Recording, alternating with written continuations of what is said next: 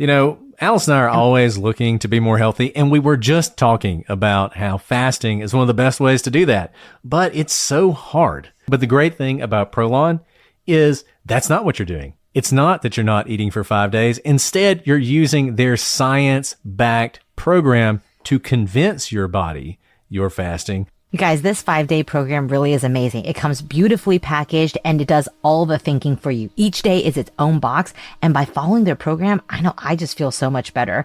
And I can't wait to experience Prolon Next Gen and continue to see results. For a limited time, you can be first in line to experience the new Next Gen at special savings. Prolon is offering the Prosecutors listeners 15% off site-wide plus a $40 bonus gift when you subscribe to their 5-day program. Just visit prolonlife.com/prosecutors. That's PROLONLIFE.com/prosecutors to claim your 15% discount and your bonus gift. prolonlife.com/prosecutors. Today's episode of the Prosecutors Podcast is brought to you by Progressive. Progressive helps you get a great rate on car insurance, even if it's not with them. They have this nifty comparison tool that puts rates side by side so you choose a rate and coverages that work for you. So let's say you're interested in lowering your rate on your car insurance. Visit Progressive.com to get a quote with all the coverages you want.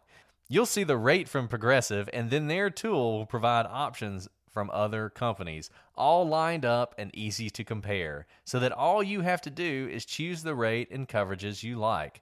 Progressive gives you options so you can make the best choice for you. You could be looking forward to saving money in the very near future. More money for, say, a pair of noise-canceling headphones, an Instapot, more puzzles, whatever brings you joy. Get a quote today at Progressive.com. It's one small step you can do today that could make a big impact on your budget tomorrow. Progressive Casualty Insurance Company and Affiliates. Comparison rates not available in all states or situations. Prices vary based on how you buy.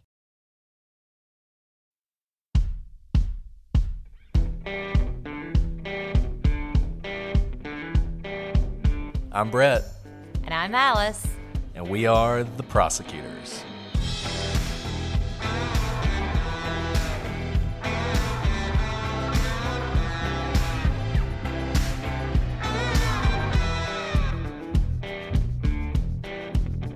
Today on the Prosecutors, we are closing in on the conclusion into our investigation into the death of JonBenét Ramsey.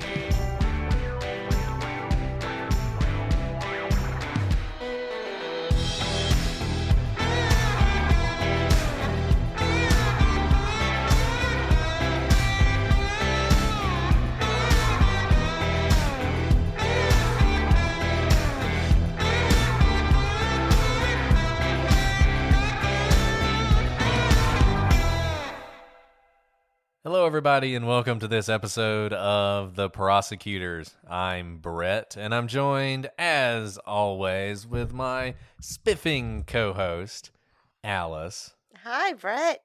Spiffing. That's so... Spiffing. I haven't heard that in a very long time. At first, I thought I've never heard it. I thought you so were going to I go don't spiffy, really know what it means. like the 90s term, Yeah. like spiffy. Yeah. And I was like, that's You a could little be spiffy. childish. But spiffing, like a whole new, Spiffing. a twist you're putting on it. Do you know what spiffing means? No, not at all. Neither do I. Well, It's I'm from looking it up Emily. right now. And Apparently, it's British, and I think it's a Ah. good thing. So we're going with it. You are spiffing. I love it. Alice. We should bring it to Spiffing. America. There you go. You're We're gonna start spiffing a yourself. Well, that sounds Everybody needs that to call sounds their friends offensive. spiffing today. Maybe we should leave it to the British to tell us how to use it. Maybe. Since we don't know how to use it, we'll just move on.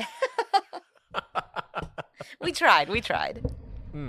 Yeah. We didn't really, we do research on most things, but not always what we're calling Alice on a daily basis. So I just trust you guys when you tell me that it's a good thing and it means a good thing. I just go with it. So, you could have me calling Alice any number of things and I would just walk right into it. So I'm trusting you guys. What Brett just said Don't is betray he researches everything to a T in his life except for the most important part of the job, which is describing me. Feels See, great, I was going to go Brett. with the Feels least great. important, but I see what you're saying. Apparently, spiffing means stylish and attractive. So there you go, Alice. There you go. Very stylish. See? Very stylish. Most stylish co-host in podcasting today. I guess I should stop talking because we're 8 episodes into this. This is our 8th episode. So we really need to kind of move it along if we're ever going to talk about anything other than JonBenét Ramsey. I feel like we've covered a lot of really interesting things, though, and we have more interesting things for you today. So let's just go ahead, leave spiffing behind, and dive into the rest of the story. And the thing we're going to talk about today, or where we're going to start, are some of the detectives who worked on this case. Absolutely. Brett, every time I think we've talked about all the aspects of the case, we'll stop recording and I'm like, oh, we have to talk about this next time. And this is one of those aspects. As we've talked about, there are 2 detectives most often associated with this case. The first is Steve Thomas, who wrote a best-selling book that we've discussed a lot throughout these episodes. And it's about his investigation and who he believes the Ramseys are responsible for the death of JonBenét. The other is Lou Smith, a retired homicide detective who believed an intruder was responsible for her death. Both have their flaws. Steve Thomas had never investigated a homicide before. That did not make him unusual in Boulder. As we've noted, the city had maybe 1 homicide a year, and most of those were pretty straightforward, not something as complicated as JonBenét's murder. Thomas had cut his teeth doing undercover investigations in narcotics. He was a good cop and certainly not a novice, but he had never faced something like this before. And it's clear that Thomas's investigation was thorough, at least on the things he cared about. But when it came to investigating suspects other than the Ramseys, he constantly balks.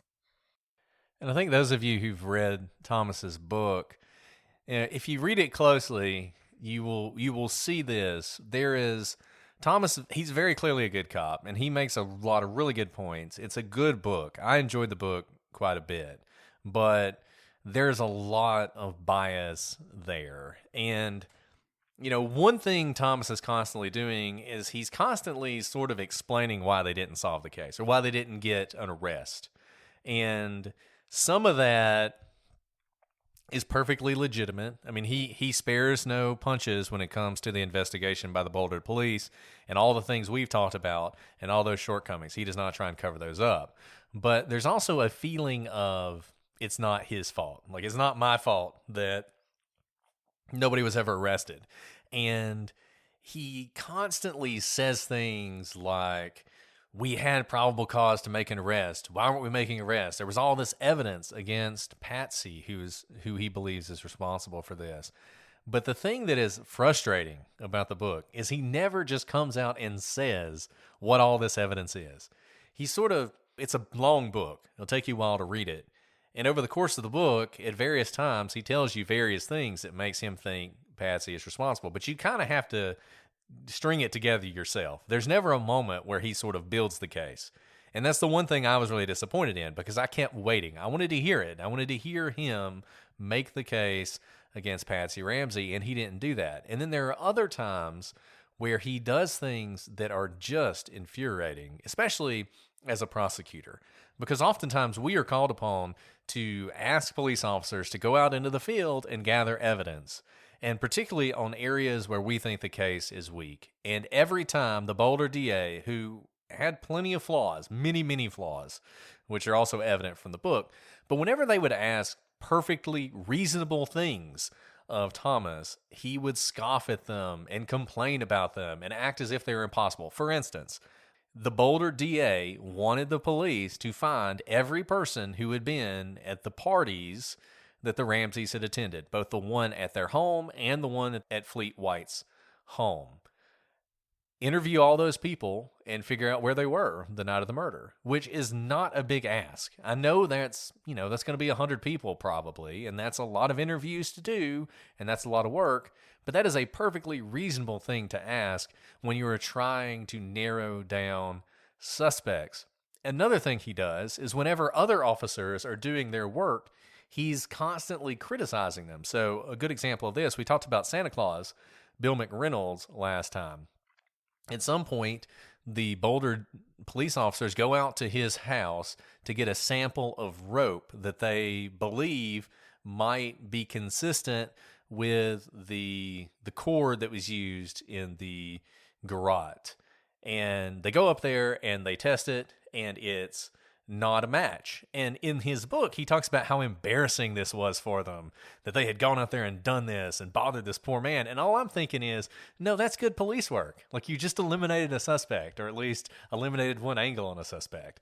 But for him, unless it's focused on the Ramseys, he views it as a waste of time. And that kind of tunnel vision is really problematic. Yeah, Brett, that's such a good point. When we hit dead ends in our investigation, we don't get disappointed. It's actually a very necessary checkbox, right? And if someone who I think is the most likely suspect is definitively ruled out because of an investigation step, I breathe a sigh of relief, because as the prosecutor, I just stepped away from potentially charging the wrong person. And so to me, while I may be disappointed, like, gosh, I really thought it was this person, and I can definitively rule them out because of security camera footage, DNA, whatever, I actually breathe a sigh of relief, because I'm like, thank goodness. This would have been so much worse if I'd indicted the person, really completely changed their lives forever, put them through a lot, and then realized after the fact I made a mistake. And look, that happens all the time. I mean, you guys would be surprised how often you'll be in the middle of an investigation and you've got evidence in front of you, and you're sort of building the narrative in your head, because you're always looking for the story. Like, what is the story of the case? And what is the role that the various players had? And sometimes you're at a point where you've got your evidence and you're looking at the story, and a certain story starts to form. And then you'll do one more interview, or you'll look at one more thing, and suddenly it shifts everything. And maybe it doesn't change the story entirely, but it certainly might eliminate somebody who you thought was a bad guy, you thought was a suspect, you thought was a potential target, and suddenly you realize they're not because of that one piece of information. And if you hadn't gotten that information, you might have indicted the wrong person because you had good evidence to support it, but now you have more evidence and you have a better picture and a better understanding of the case. And I struggled with why Thomas was so, because if he's right, I mean, just imagine he's right. Imagine it is Patsy. How valuable would it be if all these people that people constantly go back to as a potential suspect, if he could have definitively removed those people? And the only way to do that is to look into them, to investigate them, to check out their alibis, to see whether or not they have a stun gun, or whether or not they have the cord that matches, or whatever. That's the only way to do it, to talk to every single person at those parties, figure out where they were. You eliminate all those people, suddenly that telephone call, the 911 call that happened on that one party that we talked about in episode 1, some people think that was a test. Some people think that was the person who was responsible calling 911 to see how long it took the police to respond. I don't think that's the case, but there are people who do. You know how we could have eliminated that? If we identified every single person at the party and figured out that all of them had rock solid alibis. Then we would know for sure that the 911 call was irrelevant. But unless you do that investigation, you're never going to be able to say. Right, Brett. And look, we're not all of us are guilty wanting confirmation bias to some degree, but that's why we have to check each other all the time. So the fact that he gets so upset when, or he doesn't want to investigate leads because he thinks it's a waste of time, I don't think it's because he only wants to pin it on the Ramseys. I think it's because he thinks he's so sure of the result that he doesn't want to waste time on other things. And the reality is it's not a waste of time. Alice, we've got a very different kind of sponsor for this episode, the Jordan Harbinger Show, a podcast you should definitely check out since you're a fan of high-quality, fascinating podcasts hosted by interesting people. The show covers such a wide range of topics through weekly interviews with heavy-hitting guests. And there are a ton of episodes you'll find interesting since you're a fan of this show. I'd recommend our listeners check out an interview with Sammy the Bull Gravano. If you're interested in the mob like I am, you will enjoy that one, I guarantee it. Or if you want to know if you're a psychopath and you want something a little bit more scientific than our riddle, check out the Are You a Psychopath episode. There's an episode for everyone, though, no matter what you're into. The show covers stories like how a professional art forger somehow made millions of dollars while being chased by the feds and the mafia. Jordan's also done an episode all about birth control and how it can alter the partners we pick and how going on or off the pill can change elements of our personalities. The podcast covers a lot, but one constant is Jordan's ability to pull useful pieces of advice from his guests. I promise you, you'll find something useful that you can apply to your own life, whether that's an actionable routine change that boosts your productivity or just a slight mindset tweak that changes how you see the world. We really enjoyed the show, and we think you will as well. Search for The Jordan Harbinger Show. That's HARB as in boy, IN as in Nancy, GER on Apple Podcasts, Spotify, or wherever you listen to podcasts. This episode is brought to you by Surfshark. This video is not available in your location. Does that sound familiar? If it does, then let me tell you why a VPN is the solution to your problems. A VPN doesn't only increase online privacy, which you need, trust me, and helps you avoid hackers.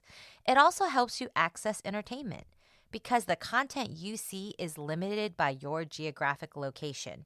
But if you use a VPN, you can change your virtual location and forget about restrictions and censorship.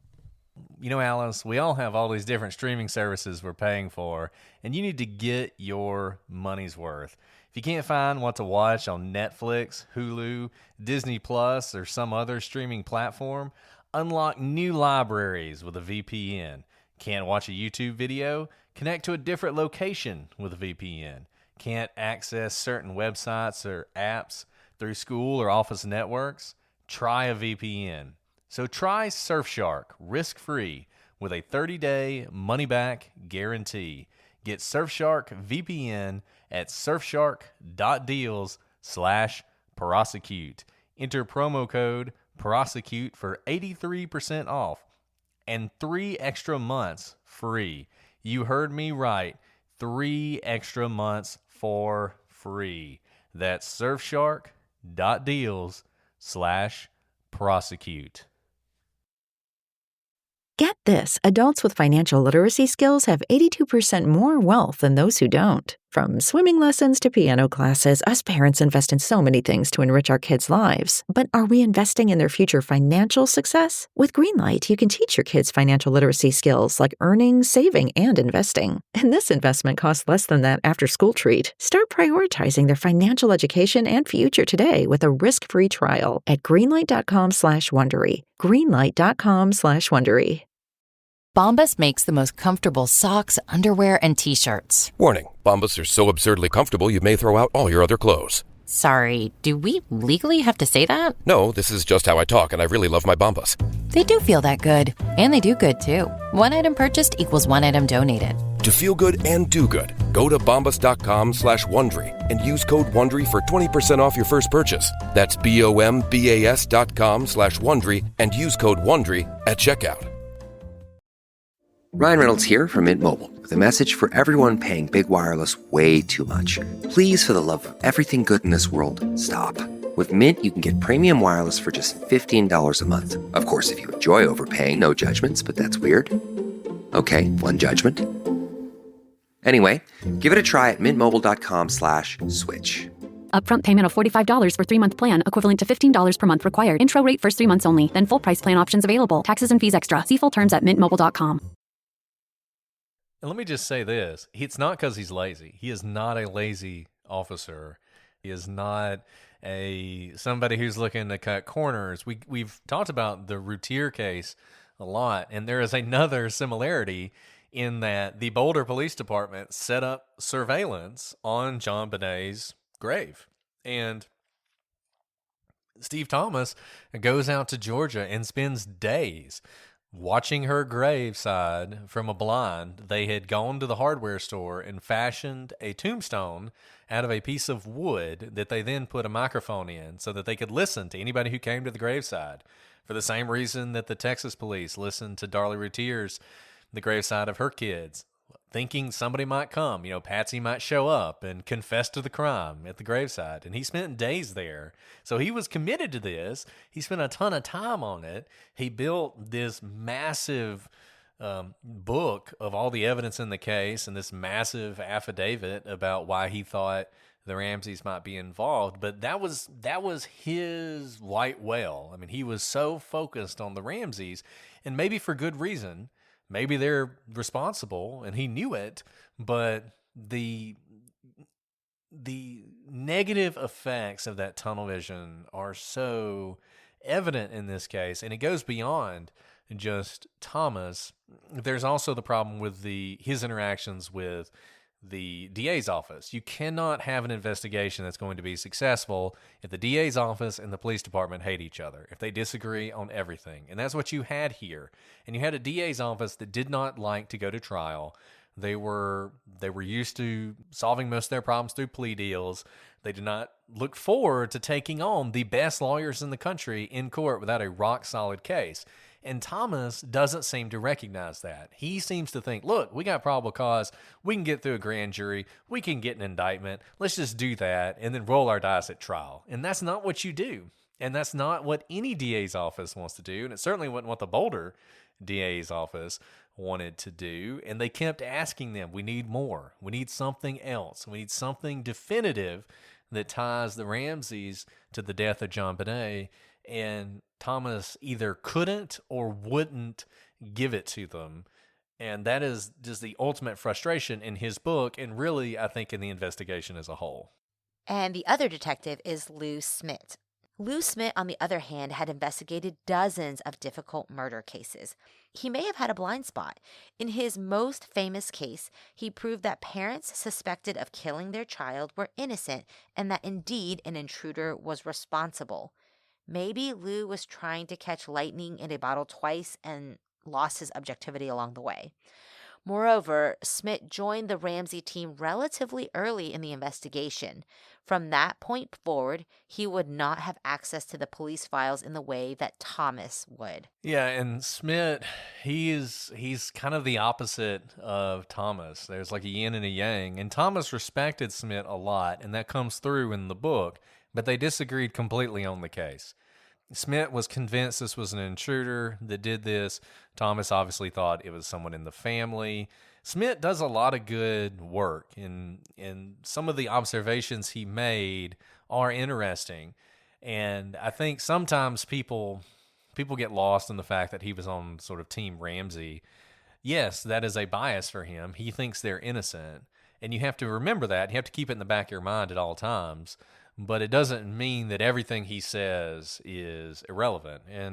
And one of the things about this case, everyone in this case has some sort of bias. There aren't a whole lot of sort of independent entities looking at this. So, people who are in favor of the Ramseys doing it will tell you that John Douglas, the FBI profiler, who we've talked about his book, The Cases that Haunt Us, and what he wrote in that book about this case, he worked for the Ramseys, and so people will say, well, he's biased because he was paid by the Ramseys. Maybe he was, but then those same people will look at the CBS documentary and the work that was done on that and act like that was all an independent investigation, as if they went into that to conduct an independent investigation when they didn't. They went into it to present this theory that Burke was responsible. And so the people who were on that show, the experts who were on that show, the reason they were on it is because either their theories were going to explicitly say that Burke Ramsey was responsible, or sort of the more implicit, it's possible, right? So you end up having these recreations designed to show that it's possible a 9-year-old could maybe do this kind of damage to a human skull. as if that proves anything. And they're not scientific recreations. They're just recreations designed to prove a point. In much the same way, you guys remember we talked about Scott Peterson. They did the recreation with the boat. And the whole point of the recreation with the boat was to show that there's no way you could throw a body off the boat into the water without sinking the boat. And so they take the boat out there and they do this whole dramatic thing where the guy's trying to dump the body over the side and water's pouring into the boat and he's about to drown and all this other stuff. And that was never allowed into court because it's not scientific. They didn't even use the same kind of boat. It's obvious that the whole point of this was to show that, not to actually demonstrate what would happen, but to reach a conclusion. And you see the same thing in the CBS documentary. And you just have to remember, everybody who's coming at this, from Scott Thomas to the people involved in that documentary to John Douglas, yeah, they do have an angle. And the best you can do is listen to what they say, see if it makes sense, see if it fits with the evidence, and move forward. There's not going to be an unbiased voice in this case. One person I want to briefly mention and then not spend any more time on is John Mark Carr. Those of you who follow this case may remember that in the mid-2000s, John Mark Carr came forward and claimed that he was responsible for the death of JonBenét Ramsey. Carr was a known pedophile. I think at the time he was in Thailand, which many people who are pedophiles will often travel to those areas because the laws there are more, well, it's not that the laws are necessarily more lax when it comes to this stuff, but enforcement of the laws certainly are. And so in the United States, you'll often have prosecutions of people who travel internationally for the purpose of engaging in illegal sexual activity with children. Carr was one of those people. He'd been arrested for that. He was on his way back to the United States, and suddenly he drops this bombshell about how he was responsible for JonBenét Ramsey's death. This was huge news for about a couple days. And then the story completely fell apart. Carr, his story didn't really match anything. The DNA that we do have, which is not that much, did not match him. And when you compared what he was saying to what the police knew, his story completely fell apart. And so he is just another example of a phenomenon we have talked about before, where people who are not responsible for a crime will claim that they are. And we often express sort of disbelief that anyone would ever do that. I think with Carr, it's a little different maybe than in a lot of cases. I think Carr saw this, it was a fantasy for him. I mean, it's a sick, right? But this is the kind of person he was. If he could have been involved in that crime, he would have wanted to be, for the notoriety of being the person who had murdered JonBenét Ramsey. And so he attempted to sort of steal that quote unquote glory for himself, but was eventually proven to be a liar. Yeah, this is a really interesting phenomenon. There are more and more media outlets who recognize this kind of perverted desire to be famous for something just horrendous, right? We see this with mass shooters. A lot of media outlets now recognize that they shouldn't really use the mass shooter's name because that's kind of what the mass shooter wants, is for their name to be on every, tongue in America. And those who aspire to be like that mass shooter, to have that notoriety, will listen and see how often that person's name is used in print, on media, and podcasts, and what have you, all around. And they think, if I do something like that, I can be as famous. This is kind of like the inverse of that, where the horrendous act has already happened, and since no one has been given credit for it, Carr is like, this is how I'll be famous. This is how I will get my fame. And I mean, that's not something I want to be known for, but there are certainly a number of people out there who would like to be known for this type of horrendous act. Brett, I gotta tell you, there is no one-size-fits-all solution when it comes to hair care. A product that works wonders for curls might make straight hair limp and greasy. For me, I am always running in and out of court, and my hair gets staticky and dry being in a courtroom all day. But thanks to my personalized Prose routine, I can honestly say I have never been more in love with my hair. Prose makes custom hair care that's effective because it's personal, using natural ingredients with proven results. Prose customizes every product in your routine from shampoo to supplements. A really neat thing is that first, Prose starts by asking about you as a person with their in-depth consultation. Prose asked me really unexpected things like, what's my zip code? What are my eating habits? What's the damage level of my hair? And even my exercise routine. Next, Prose analyzed all my answers and determined what unique blend of ingredients should be in every product of my custom hair routine. Together, Prose got all my hair goals covered. And here's the best part. If you're not 100% positive Prose is the best hair care you've had, they will take the products back, no questions asked. Prose is the healthy hair regimen with your name all over it. Take your free in-depth hair consultation and get 15% off your first order today. Go to prose.com/prosecute. That's prose.com/prosecute for your free in-depth hair consultation and 15% off. Alice, growing up, cereal was always one of my favorite things to eat, and that hasn't changed. But I gotta tell you, when I was a kid, the cereal tasted a lot better. Now I feel like I gotta cut the carbs and cut out the sugar, and instead of a nice treat, cereal becomes the kind of thing you feel like you're only eating because it's healthy. But not with Magic Spoon. With Magic Spoon, a healthy breakfast doesn't have to be boring. Brett, you're so right. Magic Spoon is a cereal with 0 grams of sugar, 13 to 14 grams of protein, and only 4 net grams of carbs in each serving. That's only 140 calories a serving. And best, it's keto-friendly, gluten-free, grain-free, soy-free, and low carb. And the variety pack has 4 flavors, which include cocoa, fruity, frosted, and peanut butter. It tastes so delicious while also being healthy. I personally love mixing the cocoa with peanut butter because it tastes exactly like a peanut butter cup. So go to magicspoon.com/prosecute to grab a variety pack and try it today. And be sure to use our promo code PROSECUTE at checkout to save $5 off your order. And Magic Spoon is so confident in their product, it's backed with a 100% happiness guarantee. So if you don't like it for any reason, they'll refund your money, no questions asked. Remember, get your next delicious bowl of guilt-free cereal at magicspoon.com/prosecute and use the code PROSECUTE to save $5 off. Thank you, Magic Spoon, for sponsoring this episode.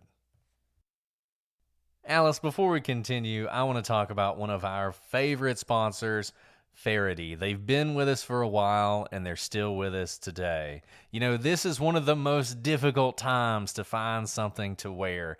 Call it fake spring, call it late winter, whatever you want to call it. This is a hard time to dress. It can be so difficult to find the right outfit in the spring when every day is different and weather can change at the drop of a hat. Luckily, Faherty makes it way easier. They make the perfect clothes for all seasons. Faherty is a family-run brand making high-quality, timeless clothing with modern design and functionality. It's that kind of effortless style you want every time you go digging in your closet. That set, that shirt, that dress that feels like you've had them for years. Maybe it's in a gorgeous print and looks like it might be vintage, but it fits so well that it feels like it was made just yesterday. Just for you, well, that's Faherty. And Brett, I'm actually wearing one of my favorite pieces from Faherty right now. It's the Haley dress. It's made from organic cotton. It doesn't wrinkle even when I'm chasing my kids in it or going to a picnic. I love this dress, and it's incredibly flattering while still fitting my very busy and active lifestyle. And I love Faherty because they're so confident in the quality of their stuff that they have a lifetime guarantee of quality. They'll fix or replace your clothes ever, no matter what. Talk about making it easy to get dressed. And right now, Faherty is giving all of our listeners 20% off. That's 20% off. So head to FahertyBrand.com and use code TP at checkout to snag 20% off all your new spring staples. That's code TP at Faherty, FAHERTY brand.com for 20% off. Now, let's talk about the grand jury findings, because we've heard so much, on Twitter, on Reddit, in your emails to us that aren't the Ramseys guilty because they went to the grand jury. And I've seen a lot of people post, and the grand jury found X, Y, and Z. They brought charges on X, Y, and Z. It just didn't go through. So I want to talk about the grand jury because this can be a black box for a lot of people. Remember, what happens in a grand jury room is secret. There's grand jury secrecy. But what we do know is in 2013, a judge in Colorado ordered that an indictment signed by the grand jury should be unsealed. Although grand jury operations are ordinarily secret, the judge ruled that because the grand jury had prepared and signed the indictment, this represented an official action that could not remain secret, even though the DA decided not to bring charges in the case. And what the indictment revealed was strange. I'm going to read it to you. It says, on or between December 25th and December 26, 1996, in Boulder County, Colorado, JonBenét Ramsey did unlawfully, knowingly, recklessly, and feloniously permit a child to be unreasonably placed in a situation which posed a threat of injury to the child's life or health, which resulted in the death of JonBenét Ramsey, a child under the age of 16. On or about December 25 and December 26, 1996, in Boulder County, Colorado, JonBenét Ramsey did unlawfully, knowingly, and feloniously render assistance to a person with intent to hinder, delay, and prevent the discovery, detention, apprehension, prosecution, conviction, and punishment of such person for the commission of a crime, knowing the person being assisted has committed and was suspected of the crime of murder in the first degree and child abuse resulting in death.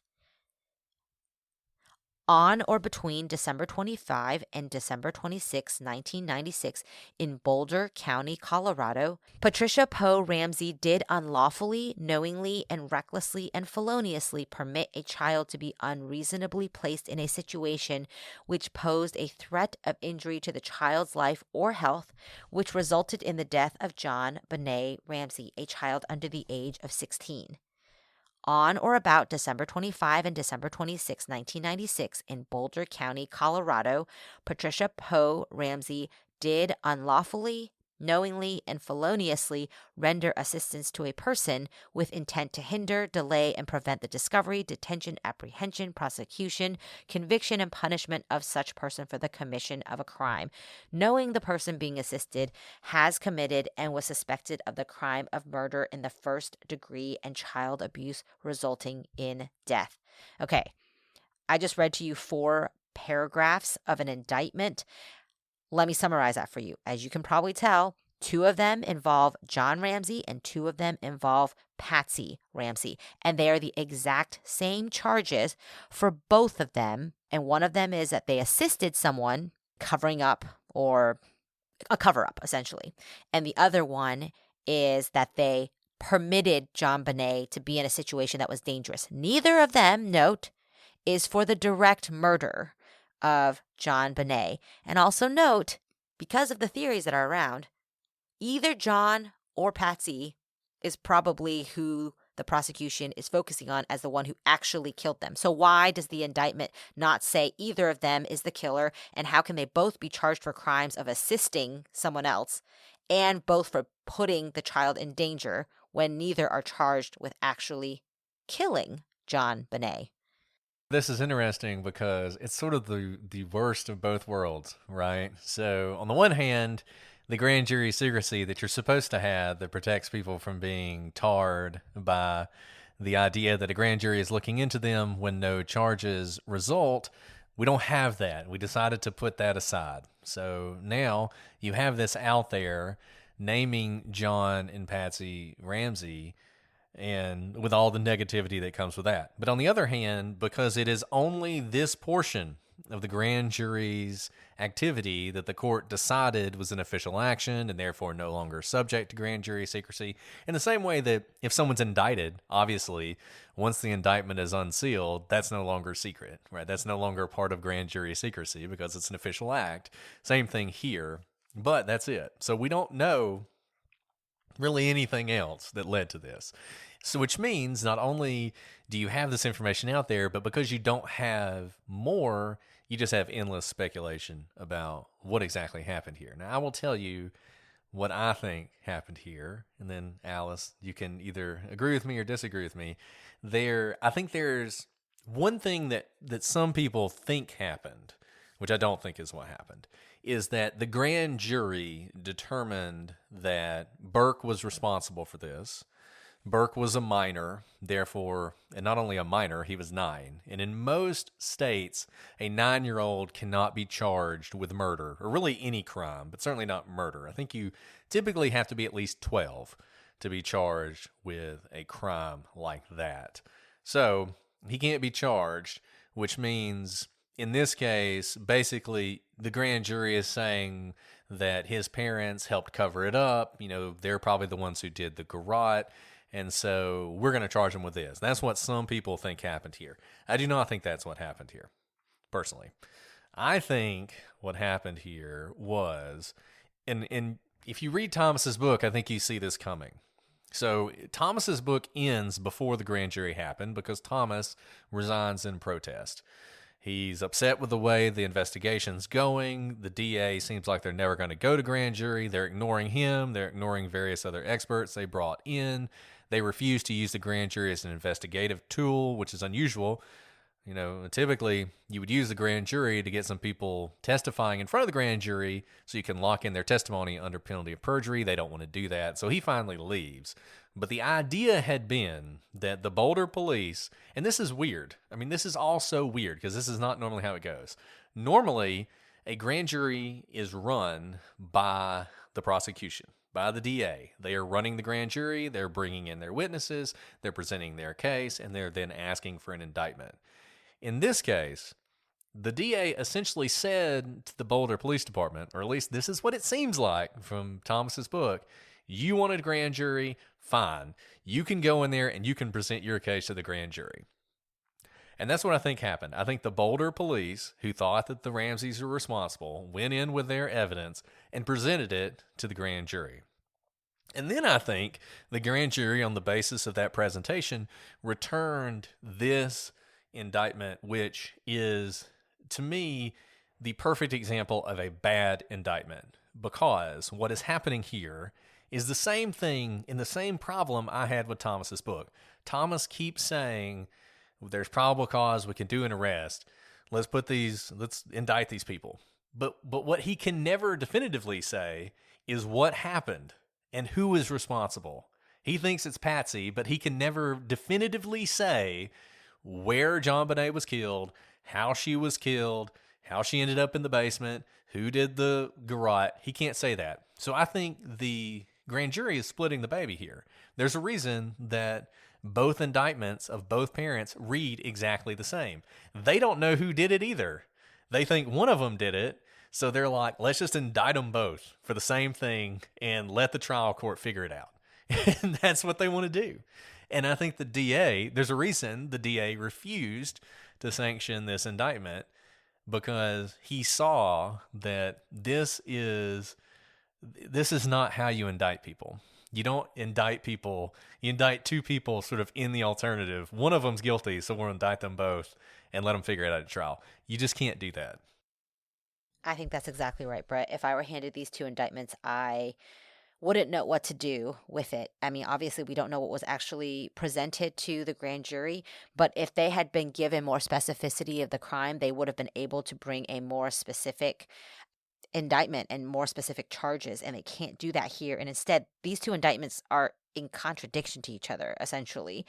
And it leaves out all we face this a lot, actually, when we have a group like a conspiracy, or we have a husband and wife and we don't know exactly who was the one who did X, right? The one who opened that email or made the transaction because they have the same credit card, for example. And so we charge them together. But that's for like credit card transactions, not for the death of a child. And without that level of specificity, you can't go to the grand jury. Remember, you can't bring that to the petite jury, to trial. All the grand jury needs to indict is probable cause. That's why you have the saying, you can indict a ham sandwich. Hopefully that's not actually the case. And no billing a case, which means the grand jury says you do not have probable cause and we will not sign off on this indictment, does happen. But in reality, it happens pretty rarely because the bar is quite low. Now, as prosecutors, we're supposed to go to grand jury knowing we have to meet the hurdle of probable cause, but our case files have far exceeded reasonable doubt. Otherwise, we wouldn't be going to grand jury. What this sounds to me like they're doing is they're like, okay, we can barely trip over probable cause. Let's go there and hope along the way someone cracks or something in the investigation happens that it propels us to reasonable doubt. But I do not believe that when they went to the grand jury for these indictments, they had enough in their files for reasonable doubt, which is why I don't think the DA moved forward with the case. And on Thomas's book, I listened to his book. I typically read some books and listen to some books, and that way I can read multiple books at once. And I was listening to his book on Audible. It's a really good Audible, and I actually recommend it because it really does a good job of capturing Thomas's view of things and all the problems with the case and all the problems with the DA. And one thing that Thomas says over and over and over again in that book is, we have probable cause, we have probable cause, we have probable cause. But one thing he never says, and one thing it's like he never can understand, is that's not enough. That's not enough. That's great. It's great that you got probable cause, but you don't have beyond a reasonable doubt. You just don't. And I don't think anybody thinks you've got beyond a reasonable doubt. I don't care what your theory is on this case and what you think might have happened. If you think somebody in this case is guilty beyond reasonable doubt, I would recommend you go back and reconsider what beyond a reasonable doubt means, because this case is a complete mess. And even this grand jury, you can tell they don't know who did it. Even if they think, they basically accept it was someone in the family. That's their theory. Somebody in the family, not sure who. This is not a conspiracy. They don't charge the two parents with conspiring. They don't even charge them with aiding and abetting a specific person. They don't say, John Ramsey, aiding and abetting his wife, Patsy Ramsey, or whatever. They don't do that. They just charge a sort of very vague thing, like they were somehow involved, not really sure how. And that's why this didn't go through. It's not because, as Thomas often claims, that the DA is just so biased and they were in the pocket of the Ramseys the whole time. I mean, maybe they were, but objectively speaking, they made the right decision not to attempt to go forward with this. I don't even know how you would present this case to a jury. I mean, you can't just show up and say, well, somebody did it and it was probably one of them, so you guys pick which one you think is guilty. Like that's never going to work. They never even would have made it to a jury. They would have gotten ran out of the courthouse if they had tried to bring this indictment to trial. And, we don't know the politics behind it, but obviously this case got immense press as soon as it happened. The nation was following this, and there was probably so much internal politics and infighting, all wanting the same thing, right? Everyone wants this case solved. Everyone wants there to be justice for JonBenét. And presenting this type of indictment to the grand jury may have been the result of some convoluted infighting, may have been the result of feeling pressure from the public. We don't know all the decisions that go into this, and typically those shouldn't affect how you proceed in the grand jury and how you proceed with prosecuting a case. But the reality is this is not a case like any other. This truly was a case in a class of its own because of the media frenzy around it, even at the time. Prosecutors and grand jurors are normal people who have feelings. When you guys leave really negative reviews about us, it kind of hurts our feelings. When people say mean things about us in court, we have to be professional, but we're humans. We have feelings. And it is difficult to see how anyone working on this case could shut out the immense attention that was being focused on them. So it may just be they stumbled towards the grand jury with this imperfect indictment because at least they were doing something. I think there was a lot of pressure on the Boulder DA to at least have a grand jury. It's interesting. You will occasionally see a grand jury that is held specifically for the purpose of no-billing a case. One case where you saw that, you guys might remember back in 2014, Michael Brown, who was an African-American man, was shot and killed in Ferguson, Missouri. It led to a lot of unrest. There were some riots. But afterwards, there was a lot of information that came out that indicated that the police officer who was involved might have been justified in using his weapon in that case. And what happened, a grand jury was called. The prosecution sort of put on its case about what happened, but then at the conclusion of the grand jury actually recommended to the grand jury that they no bill, which means that they not return an indictment against the police officer in the case. And the idea was, we're going to present this to a grand jury. At the end of the day, the grand jury will decide, but we as the prosecutors are saying we don't think there's a case here. And the grand jury did return a no bill in that case, and that happens in very rare instances. In this case, I think you have something in the middle. I think you had a prosecution that went in that was not asking for a no bill, but they weren't asking for a bill either. They weren't asking for a true bill, which is what you call it when someone's indicted. They kind of just left it to the police, which, like I said, is very weird. It's a very strange thing, and I think the police really did come in and present kind of the story that you see in Thomas's book, that, you know, in their perspective, there's no evidence of an intruder. There's some circumstantial evidence. You know, there's Patsy wearing the same clothes. There's the fiber evidence. There's the perceived unusual activity by the parents, the fact that they won't talk to the police, just all the things that you've heard about. And those were the things they presented to this jury. And I think the grand jury, like Alice said, there's a lot of emotion. People want to do something. They don't want this young girl to die, to be murdered, and no one ever be held responsible. So if the police are coming in and saying to you, look, it was one of the parents, not sure which one, but it was one of them, an indictment that's basically they did it together somehow is really attractive, I think, to a lay person, which is what a grand jury is. I mean, grand jurors are just like everybody else. They're just regular people off the street. And I think that's why it was attractive to them. But I think once the DA got that, a DA who was already really hesitant to bring any charges against the Ramseys in this case, once they saw that, they're just like, no, we can't do this. And they sort of expected, we'll just say no, this will go away, and nobody will ever know. And then years later, you have this judge who says, nope, we're going to let that be public after all. That brings us to really one of the most important things that happened in this case that we've spent now 8 episodes talking about this case, and we haven't talked about the DNA in this case. And this is a really critical part of all of this that people really debate. And so we wanted to kind of dive into this a little bit.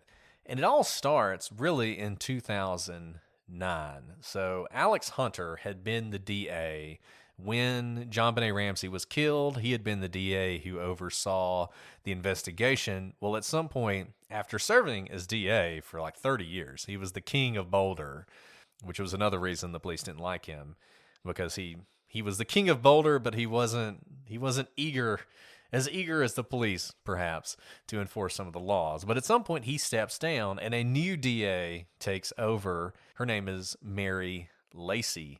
And as we're going to talk about, she got some evidence which led her to decide to publicly exonerate the Ramseys. And here is a long letter that she wrote about this. You can find it and read the whole thing if you want to, but I'll read a paragraph for you, which I think sort of encapsulates the entirety of what she said. For reasons including those discussed above, we believe that justice dictates that the Ramseys be treated only as victims of this very serious crime. We will accord them all the rights guaranteed to the victims of violent crimes under the law in Colorado, and all the respect and sympathy due from one human being to another. To the extent that this office has added to the distress suffered by the Ramsey family at any time or to any degree, I offer my deepest apology. Now, this is completely different from what the DA had said at the beginning when they talked about the Ramseys being under an umbrella of suspicion. Now they're not under suspicion anymore. They get an apology from the DA. They're treated only as victims. They are not suspects at all in the eyes of the Boulder Police Department. And one of the real bases for this decision was some new DNA evidence. Yeah, Brett, this is huge. They aren't just saying they're no longer suspects. They're saying they are exonerated. That's a huge step forward. Of course, this isn't like the Cosby case. I don't think they're saying we'll never prosecute you, because obviously if they get new information, they'll change their tactic. But to publicly say, not only are you no longer suspects, but we're going to clear your name, is something you hardly ever see. And I'm surprised they took the step, to be honest, but I guess I'm glad they did it if they felt so strong within their investigation. Because remember, you don't have to show anything of your deliberative process as the prosecution. Even if they had exonerating evidence, they didn't have to say anything about it, right? But they chose to do this. Yeah, and I think the fact that they chose to do it, this decision's been widely criticized by people who think the Ramseys are involved. But the fact they chose to do it says a lot to me, because they didn't have to do it. 10 years. This is 10 years after the murder. More than 10 years. 11 years after the murder. And I don't know. I mean, to me, it's pretty significant. But you can debate whether or not they should have done it. And I think you have to start that debate with the DNA evidence itself. The DNA testing was done on JonBenét's clothes in 1997 and 2008. Remember, we've talked about how DNA evidence and science kind of develops so quickly that even in the span of 10 years, new technologies can come. And if you still have the DNA, you can retest it. And this is why it's important to not use up all your DNA and by use up all your DNA, as we've said earlier, when you test DNA, it quite literally uses up the DNA and it no longer exists. So there is a finite number of times you can test DNA before it's all burned up, so to speak. Now, in 1997, the testing found that the blood stains in JonBenét's underwear were from her, and that there was a third-party DNA profile mixed in with her DNA.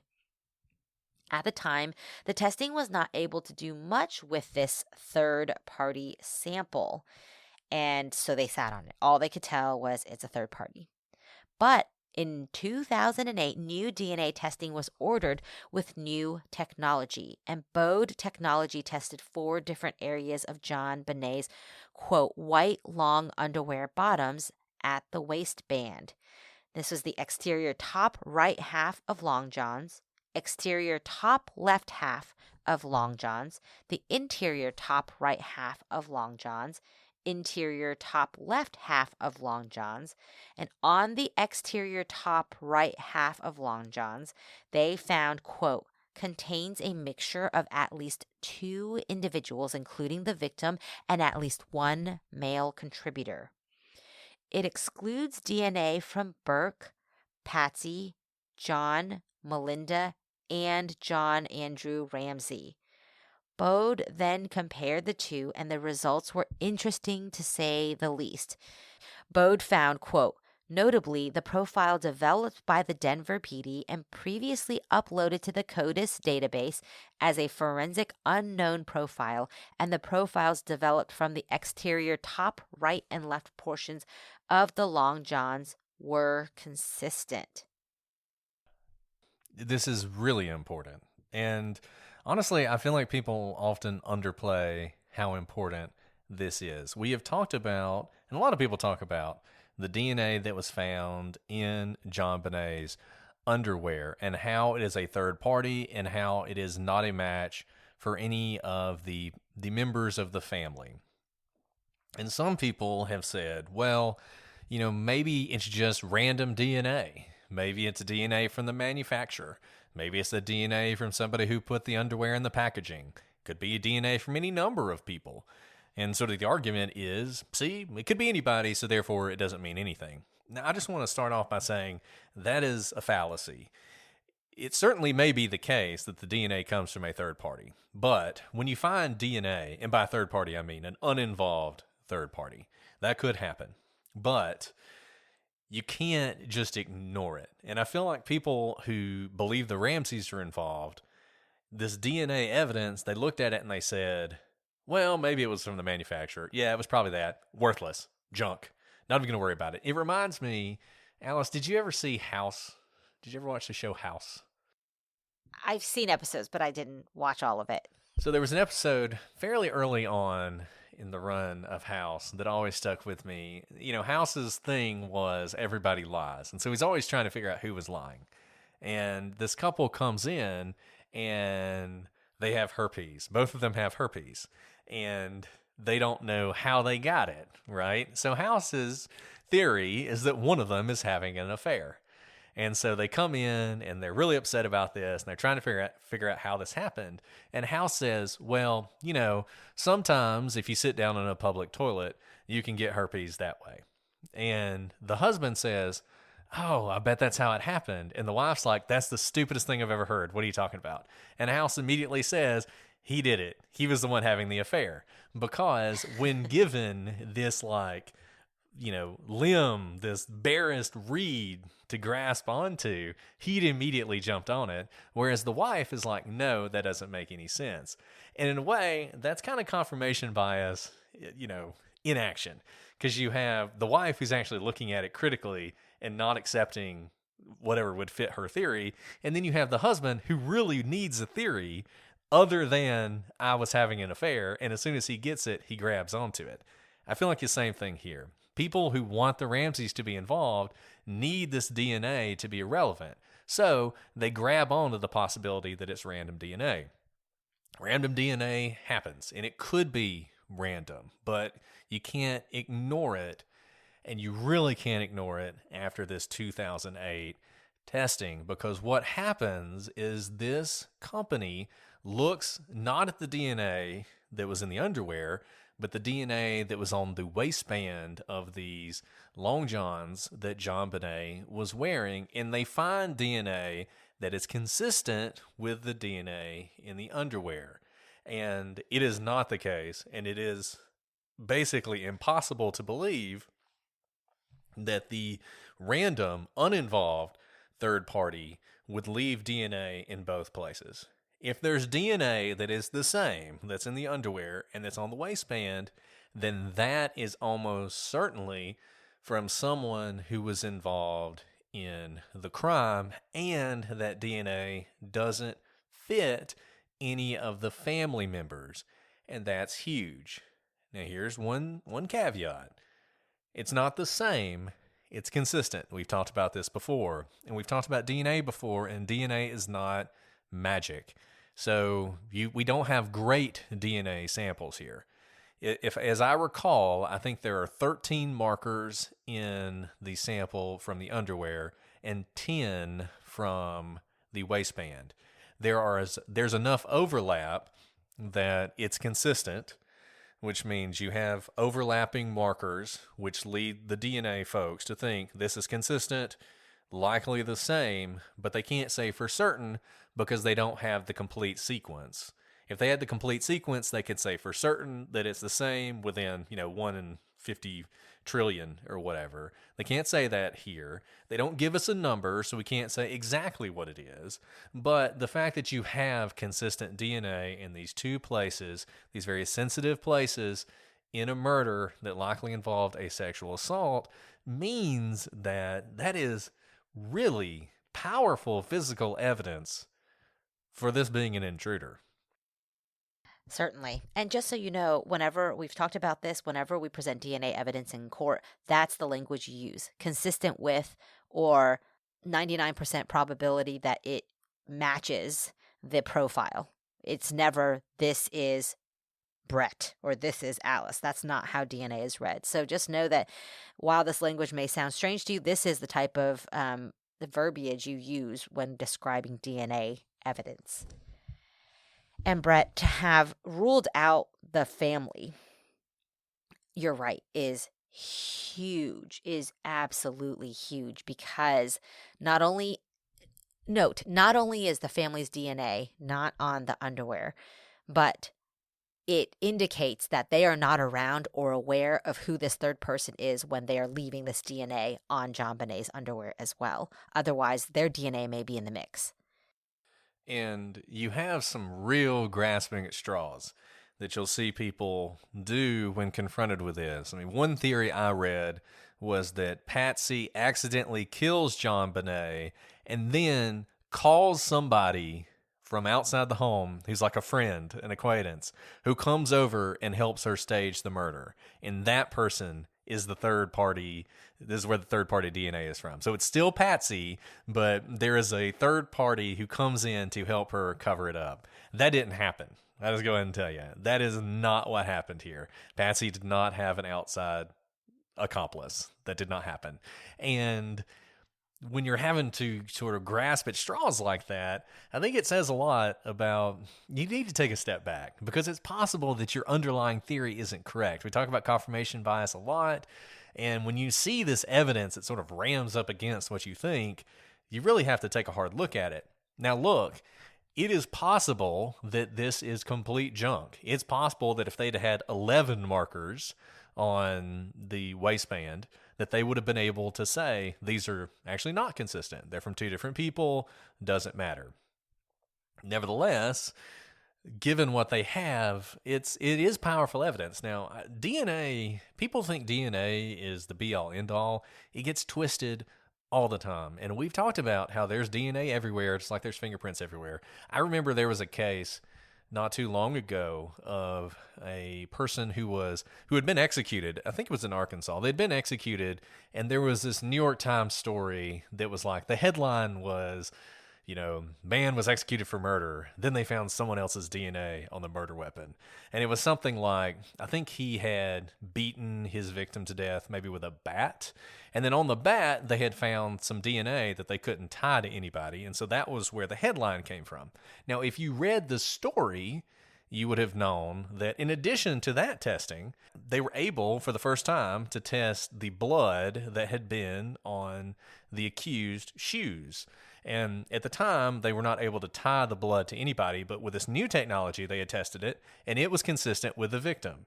To me, finding blood consistent with a victim was far more powerful than finding random DNA that was not consistent with the accused on the murder weapon, because that was probably just random DNA, whereas the blood of the victim wasn't random. And here, I think you have a similar thing. If you only had DNA in the underwear, or if you only had DNA on the waistband, then it's evidence, and maybe it points somewhat to a third party, but it's not that strong. And you can say things like, could be the manufacturer, could just be some random person who happened to touch the waistband of the clothes. But once you have that consistency between the two places, then that is much stronger. And you have to work to get past that. Wow. I know people are going to have a lot of thoughts about this episode, Brett. We've talked about grand jury, DNA. I'd love to hear your thoughts. And guys, guess what? We really have reached the part of our outline about theories, but that's going to be next time. That's right. Next episode, the last episode, episode 9, will be all theories. And we're going to have an entire episode to talk about the theories in this case and really dive into them and dive into how the evidence that we've talked about up to this point fits with the various theories that people have and the various suspects that people have. Really interested to hear what you guys think about what we've talked about so far.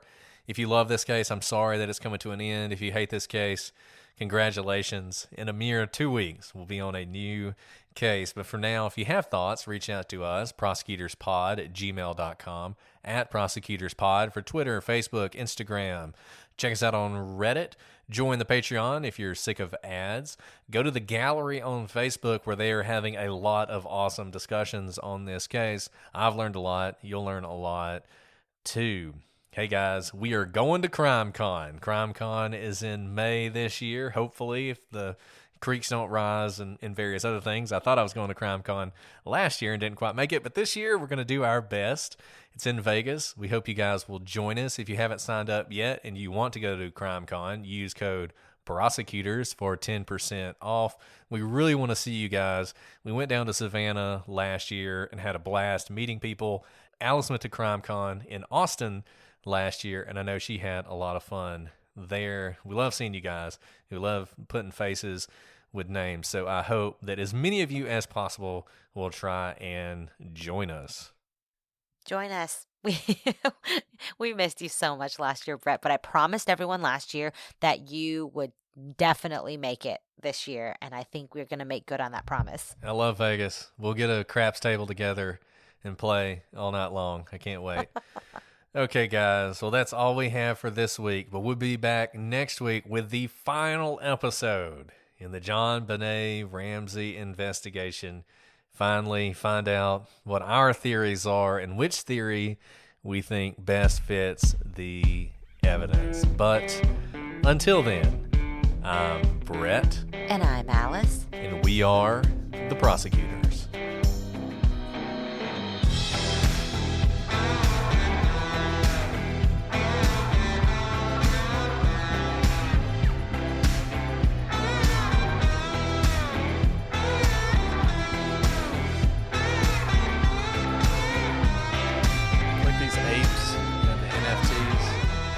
Justin Bieber just bought an NFT ape for $1 million. What's an NFT? I'm sorry. I mean, you don't have to answer that. I have no idea what that means. It's the token, the non-fungible tokens. You've tried to explain this to me one time, and this is why I'll never be rich, because I don't understand that at all. It's one of those things where if you'd gotten into it a year ago, you'd have made $1 million. Now, if you get into it, you just lose all. Right. Kind of like how I said, don't buy Dogecoin, and everybody got mad at me, and then Dogecoin crashed. So, just saying.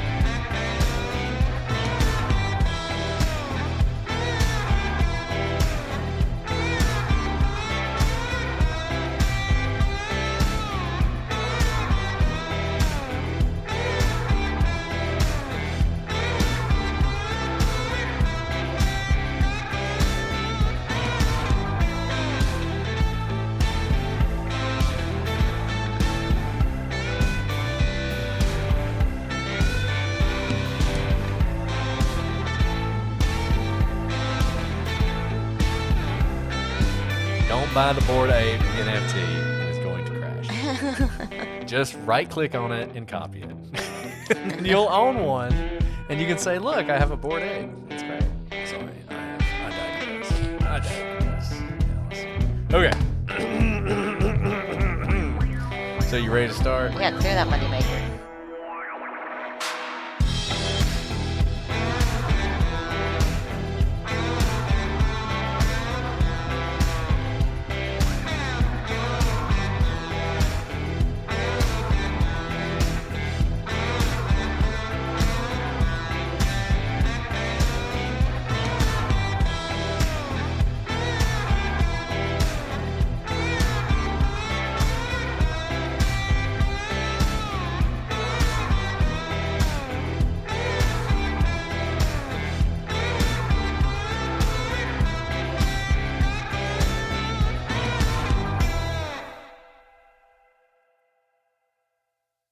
Watch Yellowstone for free on PlutoTV. All this weekend, PlutoTV is streaming a marathon of seasons 1 to 3 of Yellowstone, the show The Wrap calls a smash hit series. PlutoTV also has hundreds of channels and thousands of movies and TV shows like Mission Impossible 3, Gladiator, CSI, and more. absolutely free. So download the free Pluto TV streaming app and watch Yellowstone seasons 1 to 3 free.